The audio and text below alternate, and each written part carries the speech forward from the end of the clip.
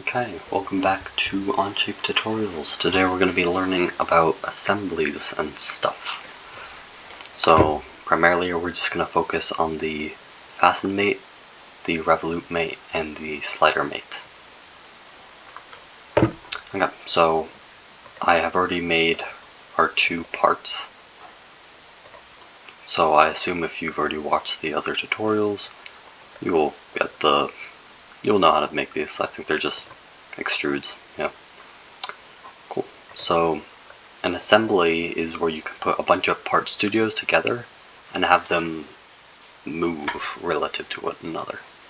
So to start, I'm going to insert our parts. So you click your part and then you just click anywhere here. That'll bring it in. I'm just going to choose the other one as well. Cool.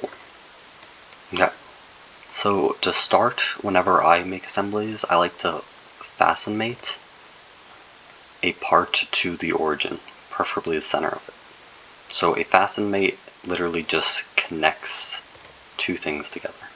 So I'm going to select the center of this, and if you hit the origin, there's multiple ways you can hit it, and you'll get practice doing this. Sometimes it's annoying trying to get the angle you want, but like that. So the two circles that you saw before, so see this circle right here, this is just going to be attached to this circle. So see how right now on the circle is facing up right now, but if it's angled differently, it'll go to the wrong place basically. So I'm just going to fasten mate this blue part to the origin. Okay, and then you're just going to hit this check up here. Okay, so now you can see how I can move this red part around, but it's fixed. I'm clicking and dragging and it's not doing anything. Okay, so you can also fasten mate other parts to other parts. So just remember the circle will just connect with the other circle, flat on each other. Okay, so I'm going to select this corner and this corner. Okay. Now, there are multiple ways. There's 8 positions, technically, for this to go, and you can get to the one you want using these two. So you can either flip the axis, so you can kind of see, instead of the part going this way, right, from left to right, if I flip the axis will go from right to left, and that'll just change the side it's on. Okay, and then you can also rotate it by 90 degrees, and that'll just rotate it about this axis by 90 degrees. So you can kind of see how that works.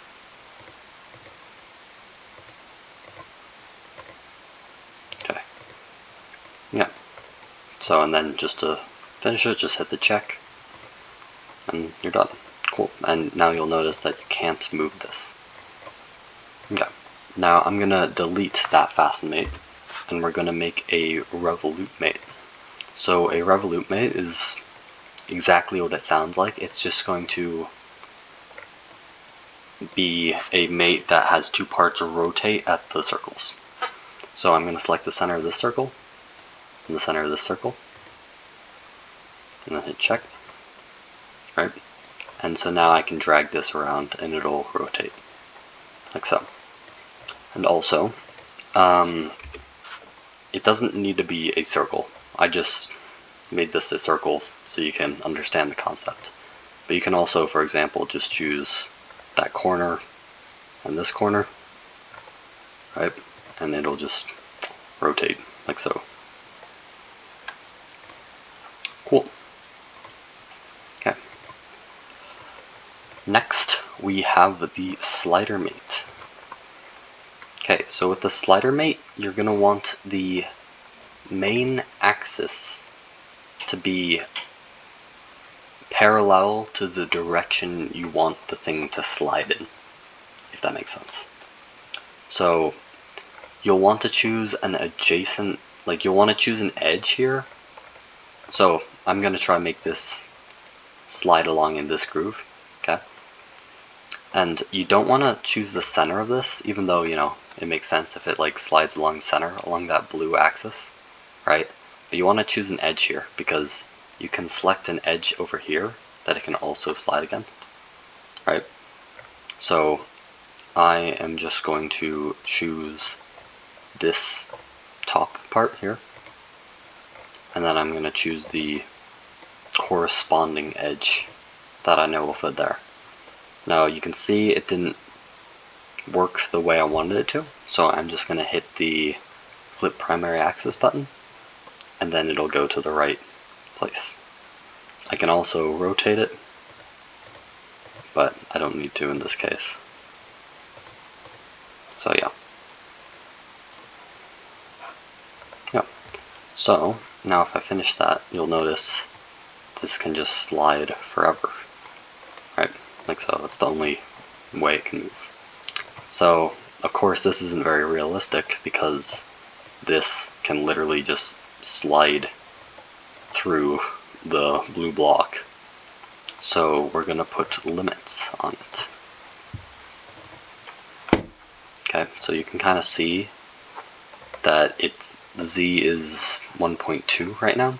So that means it's just 1.2 inches away from the original starting destination, I guess, right? So you're gonna choose your limit, or you're gonna select the limits tab here, and you can set your limits, obviously. And so this is going to be Z0, and then negative will be this direction, right, because Z is pointing up. But you can also offset the initial starting point, right? So instead I'm going to make like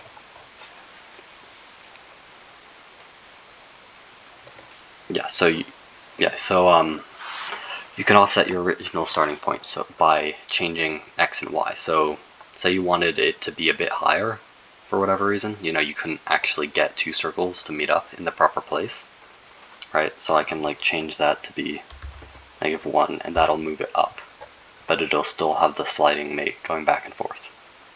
Okay. You can also, if you want, rotate it about any of the axes.